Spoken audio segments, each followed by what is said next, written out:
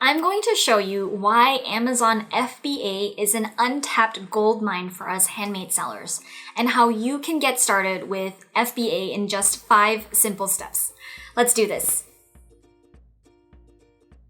My name is May, and I help makers, artists, and designers create a consistent income selling their handmade products online.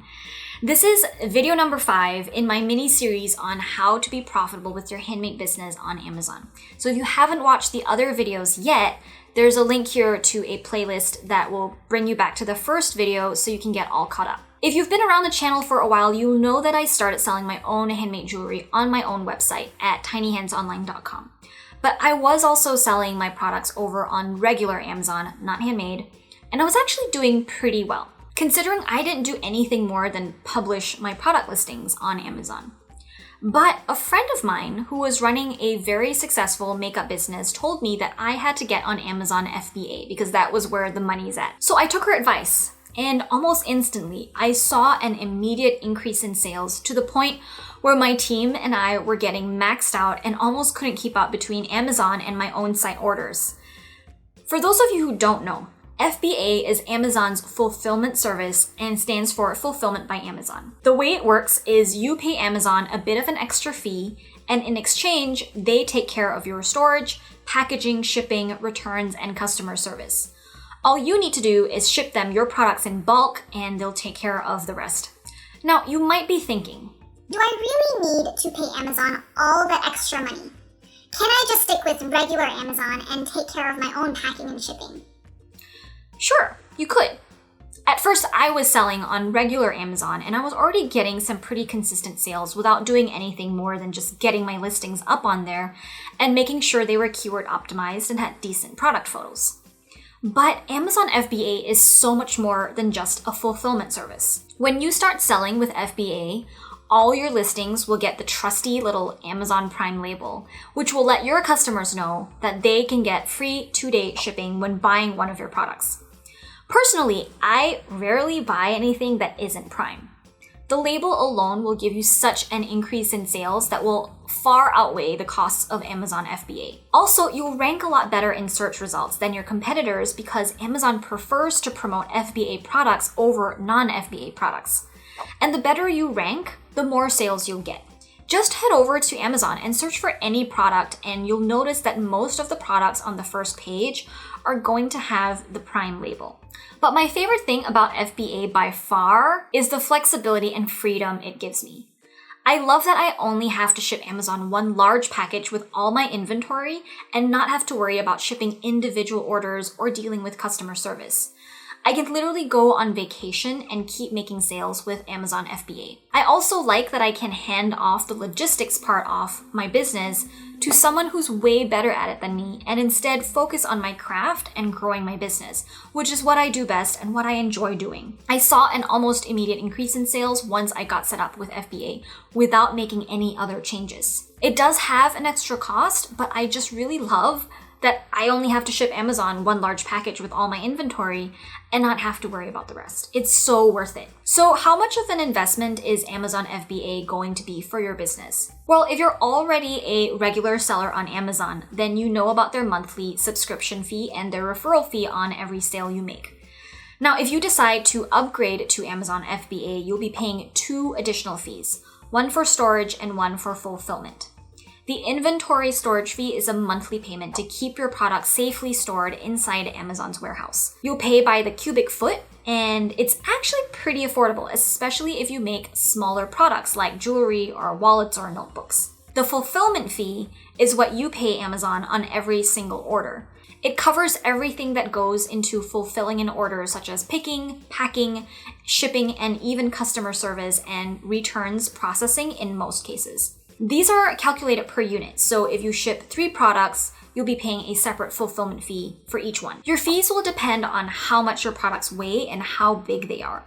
But to keep things simple, Amazon has split its product sizes into 2 main categories: standard size and oversize. Standard size would be any product that weighs less than 20 pounds when packed and is no larger than 18 by 14 by 8 inches, while anything larger or heavier is considered oversize. So unless you're selling heavy furniture or something like that, it's pretty safe to say that most of our products will fall into the standard size group. When it comes to storage, the latest FBA price for standard size products is 75 cents per cubic foot from January to September and $2.40 per cubic foot from October to December, because those are the busiest months in online shopping. Oh, and they do provide discounts if you decide to pay annually or biannually. To give you an idea for my costs, I roughly spend about less than $5 per month on storage, which allows me to keep around 60 units of jewelry in Amazon's warehouses ready for shipment. It's really not a lot. Fulfillment fees are also pretty simple to understand. For standard size products, Amazon charges anywhere from $2.50 to about $12, depending on how much it weighs. Then the only other cost you'll need to think about is the bulk shipping of your products over to Amazon. So if you're shipping 100 products over to Amazon, you can just divide the cost of your shipment by 100, and that's how much you're spending per product. So for every product you're selling, you'll need to factor in your initial stocking fee, Amazon's usual referral fee, and an extra fulfillment fee for Amazon FBA. Now, I can't say exactly how much that's going to be for you, but in my case, I'm usually paying Amazon around 30% of my product price in fees. This may seem like a bit of money at first, but if you're pricing your products correctly, you should have no problem making a good amount of profit from Amazon, despite the extra FBA fees. If you don't know how to price your products, you should definitely check out my Pricing Handmade Products playlist for a few videos teaching you how to do that. Alright, so if you're just as excited as I am about Amazon FBA and what it can do for your handmade business, then stick around because I'm going to show you how to get set up with FBA in 5 simple steps. Step 1, pick your products. Before you get started with Amazon FBA, you'll want to actually pick out which of your products you're going to send them. Assuming you're already on Amazon as a regular seller, you can just pick your best-selling products to get started.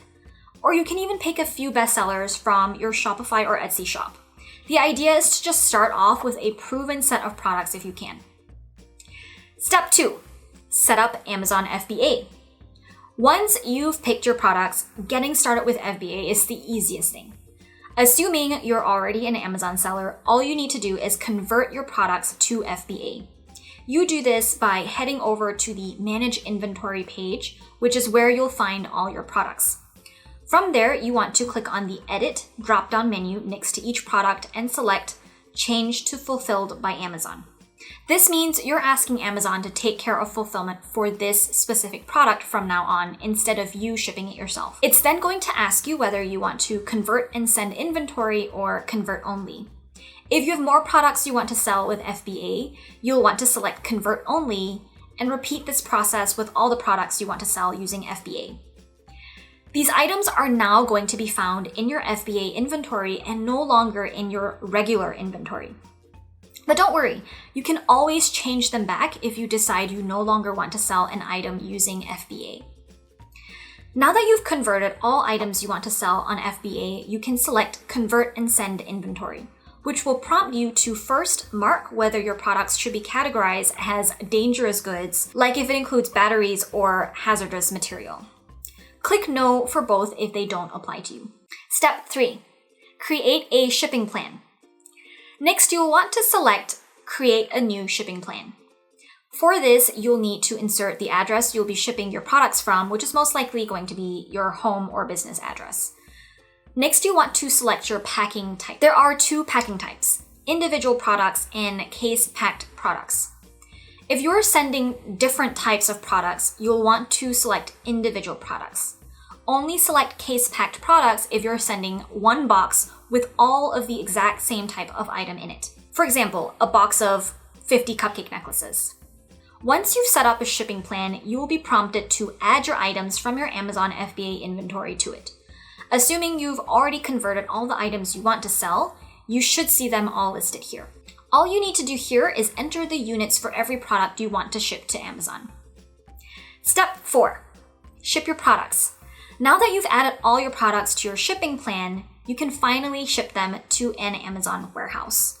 To do this, head over to Manage FBA Shipments and then click Continue with Shipping Plan.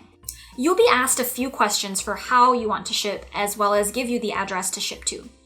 If you're shipping a lot of products, they may ask you to ship to separate warehouses. Lastly, you'll need to select whether you or Amazon will label the product. I usually label my own products using inkjet Amazon labels I get from, you guessed it, Amazon. They're just regular 1 by 2 5/8 inch labels.